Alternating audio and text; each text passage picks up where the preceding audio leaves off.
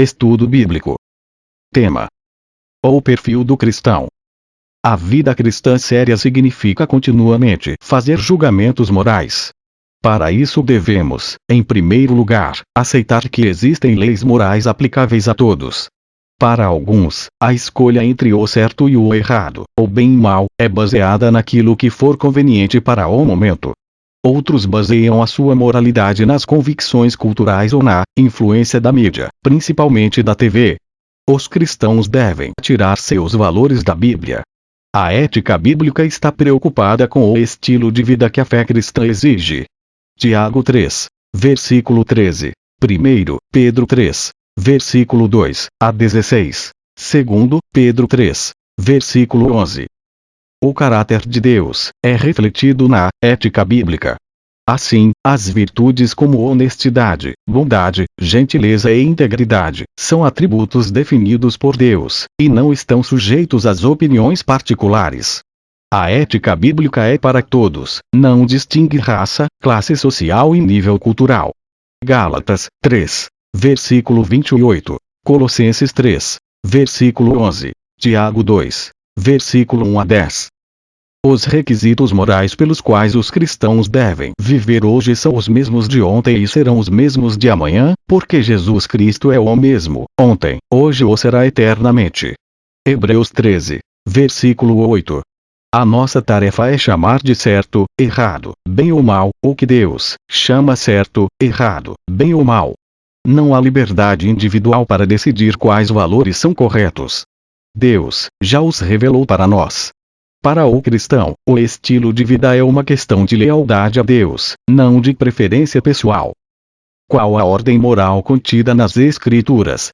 Que devemos sempre considerar a preciosidade daqueles que estão ao nosso redor.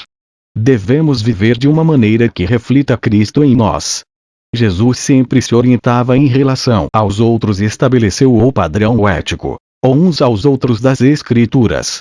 Devemos seguir seu exemplo e orientar o nosso comportamento de acordo com a preciosidade dos outros. João 13, versículo 34 a 35, Colossenses 3, versículo 8 a 9 e 12 a 14. Devemos considerar quem vem atrás, quem está ao nosso lado e quem está à nossa frente. É uma sensibilidade de amor a Deus e ao próximo. Marcos 12, versículo 28 a 31. 1 João 4, versículo 19 a 21. A qualidade do caráter cristão é exemplificada pela presença ou ausência de três atributos: respeito, honra e honestidade. Ter uma atitude de respeito, honra e honestidade não é suficiente, tem que haver uma demonstração contínua dos três. Os relacionamentos interpessoais fundamentais para todos os relacionamentos humanos são: autoridade, pais, anciãos, companheiros e irmãos, propriedades dos outros, natureza, respeito por autoridade. Autoridade é um conceito bíblico. Romanos 13, versículo 1, 1 Pedro 2, versículo 13 a 14 e 17, Hebreus 13, versículo 17. O homem, por natureza, não gosta de autoridade, porém a ética bíblica requer que vivamos de acordo com a autoridade, honrando os outros. Todas as autoridades originam-se de Deus. Romanos 13, versículo 1. Deus quer que respeitemos a autoridade. Romanos 13, versículo 2 a 13. Treinemos os nossos filhos a fazerem o mesmo. Efésios 6, versículo 1 a 4. O Senhor colocou pessoas em posição de autoridade para evitar o caos, a confusão e a destruição. Imagine se não houvesse autoridade governando o tráfego, para punir os malfeitores e trazê-los à justiça e para proteger os inocentes. Romanos 13, versículo 4. Concluímos então que a autoridade é necessária para a manutenção da ordem. A submissão à autoridade é aceitar que Deus colocou essa pessoa sobre nós. Muitas vezes uma atitude amarga em relação à autoridade é uma atitude amarga contra Deus. Respeito pelos pais. Ensinar aos filhos a respeitarem e honrarem os pais é fundamental no ensino sobre respeito às outras pessoas. Êxodo 20, versículo 12.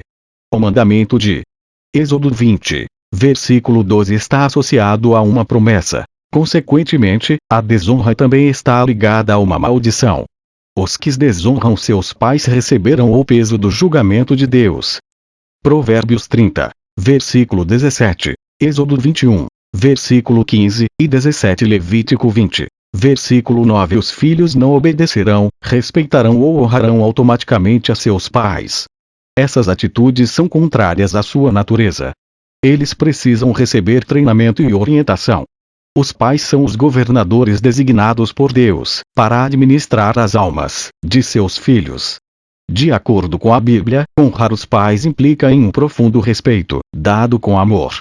Honrar por dever não anula a honra, mas anula a santidade da honra e a intenção original de Deus. Deus nos chama a um relacionamento de discipulado com os nossos filhos, a levá-los da inocência e estultícia à maturidade e sabedoria.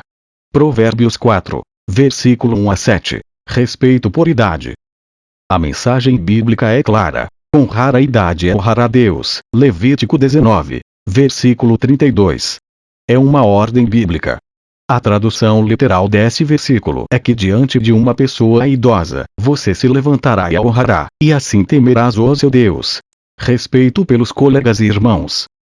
A última parte dos 10 mandamentos representa o relacionamento do homem como homem. São as orientações para o nosso comportamento, servindo como uma restrição e encorajamento moral de nossas ações em relação aos outros. Filipenses 2, versículo 3. Diz que os cristãos devem estimar, considerando cada um, os outros superiores a si mesmo. Colossenses 3, versículo 13. Instrui-nos a suportar uns aos outros. Romanos 12, versículo 10. Diz: preferido-vos em honra uns aos outros. Romanos 13, versículo 8. Instrui-nos a amar uns aos outros. Acerca do casamento. A Bíblia indica que o casamento é uma aliança. Malaquias 2, versículo 14, Provérbios 2, versículo 17. O casal está definitivamente casado. Sem Deus, o casamento é apenas uma aliança entre duas pessoas. O Senhor não vive em nenhum dos dois, por isso ele é apenas testemunha do casamento. Deus espera que honremos a aliança, ainda que não foi de sua escolha. Josué 9 e 10. Aliança significa morte à vida independente. Não existe eu, e sim nós. O outro parceiro tem direito de exigir que cumpramos a aliança ou as promessas da aliança. Jeremias 3, versículo 14 e Josué 9, versículo 5 a 10. A aliança do casamento é selada com juramento. Voto, por isso os votos do casamento são assuntos sérios. Eclesiastes 5, versículo 4 a 5. 3. Casamento em Cristo como uma dupla aliança. A aliança inicial de Deus com o homem estava ligada ao casamento original do homem e a mulher. Gênesis 1, versículo 27 a 28. Quando o Senhor faz parte de uma aliança de casamento, ela passa a ser uma aliança entre Deus e os cônjuges e entre as duas pessoas. Os benefícios da aliança de casamento, como Deus o planejou, estão disponíveis somente para aqueles que estão em aliança com Deus. Jeremias 32, versículo 38 a 41.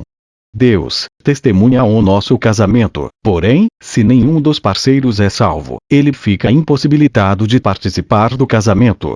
E quando pelo menos um dos parceiros recebe Jesus, Deus se torna parte do casamento. 1 Coríntios 7, versículo 14. Cada cônjuge precisa fazer um compromisso pessoal com Jesus para receber a salvação. Romanos 3, versículo 22 a 24. Quando ambos os parceiros são salvos, poderão experimentar a plenitude do relacionamento como Deus havia planejado para o casamento. Hebreus 9, versículo 14. Muito mais o sangue de Cristo que, pelo Espírito Eterno, a si mesmo se ofereceu sem mácula a Deus, purificará a nossa consciência de obras mortas para servirmos ao Deus vivo. Que o Santo Espírito do Senhor ilumine o nosso entendimento. Não perca tempo, indique este maravilhoso áudio. Custo: o leitor não paga nada. Você apenas divulga e compartilha. Não se esqueça Deixe o seu joinha. Inscreva-se. E receba a atualização do canal Spoes Gospel. Veja mais estudos teológicos. Visite o site na descrição. www.spoesgospel.com.br